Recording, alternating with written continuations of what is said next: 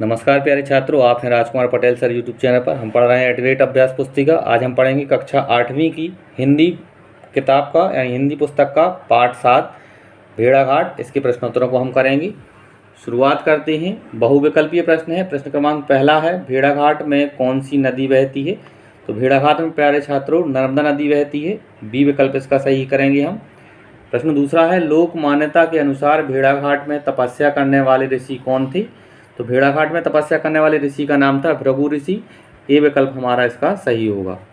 आगे प्रश्न तीसरा है, नर्मदा नदी का उद्गम कहाँ से हुआ है? इसका उत्तर है सी विकल्प में, अमरकंटक से। नर्मदा नदी का उद्गम जो है वह अमरकंटक से हुआ है। चौथा प्रश्न है, सही वर्तनी वाला शब्द कौन सा है? यानी शुद्ध शब्द को हमें पहचानना है।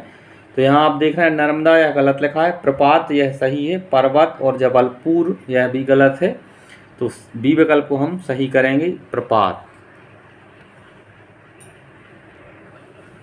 प्रश्न क्रमांक 5वां है, इन्होंने जन्म लेते ही भेड़ाघाट देखा है और भेड़ाघाट देखते देखते ही मिट जाएंगे। लेखक ने यह बात किसके बारे में कही है? इसका सी विकल्प सही होगा, घास और घासपात के लिए। आगे है, नीचे दिए गए शब्दों में से उचित शब्द चुनकर रिक्त स्थानों की पूर्ति कीजिए। यहाँ शब्द दिए हैं, आगे हमें इन शब्दों की सहायता से रिक्त स्थानों की पूर्ति करनी है। प्रश्न क्रमांक 6वां है, नर्मदा नदी की लंबाई खालिस्तान मील है, तो यह 800 मील है। 7वां प्रश्न है, मध्य प्रदेश की खालिस्तान नदी की परिक्रमा की जाती है, तो नर्मदा नदी की परिक्रमा की जाती है। 8वां प्रश्न है, तपस्या करने वाले को खालिस्तान कहते हैं, तपस्या करने वाले को हम तपस्वी कहते हैं। 9वां प्रश्न है, चट्टानों के घर्षण से नदी की धार से घर घर की स्वर निकलता है, खालिस्तान में हमने यहाँ घर घर भरा है। 10वां प्रश्न है, भेड़ाघाट में संगमरमर की चट्टानें खालिस्तान पर्वत की हैं, तो यहाँ हम भरेंगे सतपुड़ा। आगे अति लघुत्तरीय प्रश्न है। प्रश्न क्रमांक 11वां है, पाठ के अनुसार संस्कृत कोश में नींबू का उल्लेख करना कौन भूल गया था? तो इसका उत्तर होगा, संस्कृत के दिग्गज लेखक कालिदास जी भूल गए थे। प्रश्न क्रमांक 12वां है, लेखक ने भेड़ाघाट की चट्टानों को तपस्वी क्यों कहा है? इसका उत्तर है, नदी के पानी में खड़ी विशाल चट्टानें छोटे तृणों के लिए सर्दी, गर्मी और बरसात को सह रही हैं, इसलिए तपस्वी कहा है।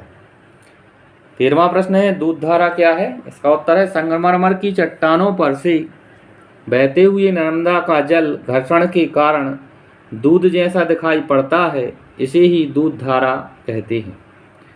प्रश्न क्रमांक 14वां है, नीचे दिए गए शब्दों का प्रयोग कर एक वाक्य बनाइए। यहाँ कुछ शब्द दिए हैं, आप देख रहे हैं, जैसे 13 मील, भेड़ाघाट, दूर से, जबलपुर, तो, ही तो है। इसका हम सही वाक्य बनाएंगे, भेड़ाघाट जबलपुर से 13 मील दूर ही तो है। लघुत्तरीय प्रश्न है। प्रश्न क्रमांक 15वां है, हिमालय की बर्फीली चोटियों और नर्मदा में क्या अंतर है? इसका उत्तर है, हिमालय की बर्फीली चोटियाँ पिघल रही हैं, तब भी वह डटकर खड़ी हैं। ठीक उसी प्रकार एक सफ़ेदी यहाँ भी है, जो गलती नहीं है, ढलती नहीं है। नर्मदा चाहे कितनी मर मर कर करे, किंतु वह मरती नहीं है।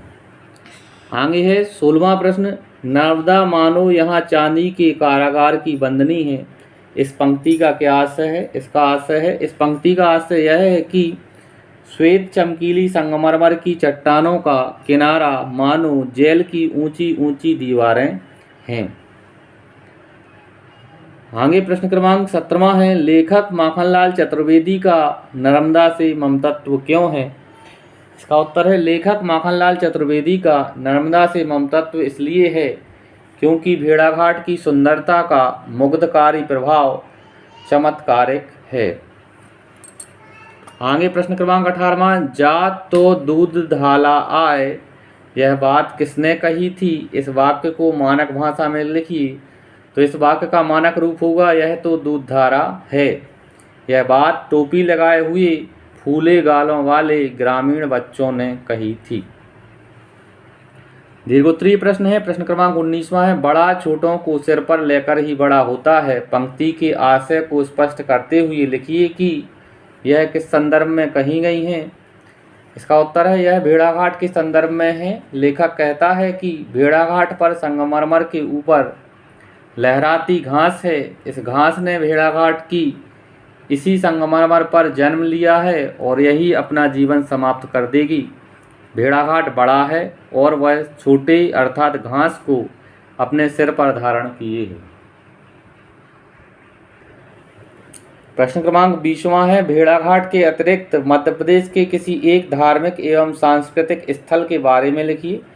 तो हमने यहाँ उज्जैन के बारे में लिखा है। उत्तर है मध्य प्रदेश में महाकालेश्वर ज्योतिर्लिंग मंदिर के लिए प्रसिद्ध है और हर 12 साल में सिंहस्थ कुंभ मेला आयोजित होता है। यहाँ का कालिदास अकादमी और विक्रम कीर्ति मंदिर भी सांस्कृतिक महत्व रखते हैं।